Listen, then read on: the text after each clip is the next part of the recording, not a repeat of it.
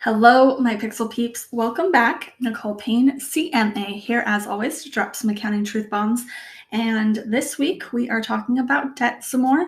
If you've been tuning in the last few weeks, you know that we've talked a lot about debt in this little unofficial mini series. We've talked about separating business debt from personal debt. We've talked about doing a debt snowball if you're trying to get out of debt. But today I'm going to talk about reasons that you might actually go into debt and reasons I might encourage you to go into debt. Now, if you know me, you know that for my personal life, I am doing a lot to try and get out of debt, paying off credit cards and student loans and all of that jazz. But when it comes to owning a business, there are times where you might want to use debt and leverage your credit in order to continue to grow the business.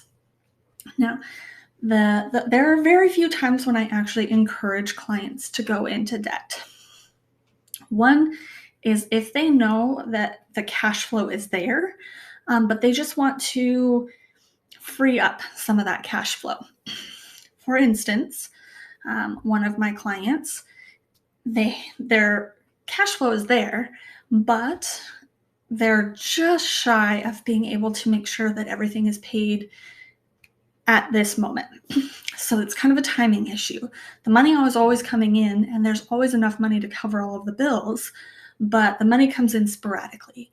And so the bills that come out on a scheduled basis sometimes come back NSF because the money hits the next day or 2 days later, or whatever the case may be. In that case, I might encourage you, as I've encouraged this client, to take out a very low interest line of credit or a credit card and make sure that you're paying that off every month. So this is actually something that Pixel does as well. All of our bills get paid on a credit card, or as many of them as can be.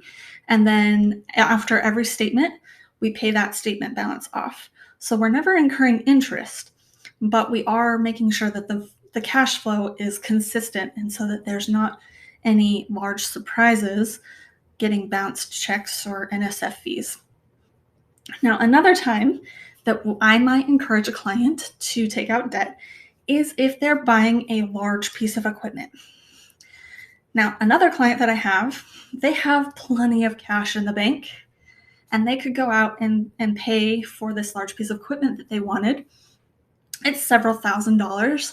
And it's a good asset to have on the books. It's something that Missy will appreciate being able to depreciate for tax purposes.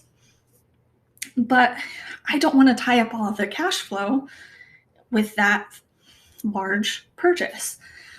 So this is another time that I might encourage them to take out debt against the asset and finance that asset so that the cash flow doesn't all leave the bank at once, but we know that there's plenty of cash that if they needed to in a pinch, they could pay it off. But again, we want to make sure that there's a healthy cash flow. That's one of my main purposes and one of my main jobs working with my clients is making sure that the cash flow doesn't dry up. And when you're making a large purchase, several $1,000s all at once, and if you pay cash, you may need that cash later on down the road if things get hard. So those are really the only two times that I might encourage clients to take on debt. Like I said, one is to manage cash flow and make sure that there's not a lot of inconsistencies between the deposits and the expenses. Or the other time is when you are leveraging or financing your large purchases and it's a secured loan. So using unsecured debt is pretty much going to be discouraged anytime you talk to me, mostly because there's so much uncertainty about whether or not that loan will be able to be paid off or that debt. But when you're using collateral, such as a large asset, or if you have the cash flow and just need to manage it better, those are really the only two times. So if you have questions or can think of any other times that you might want to use debt, throw them in the comments. I'd happy to address any questions, concerns, comments that you have. Or if you want, my contact information is at the end of this video, and you can drop me an email or shoot me a call. I'm happy to help however you're looking for help. Anyway, until next time, take care, everybody.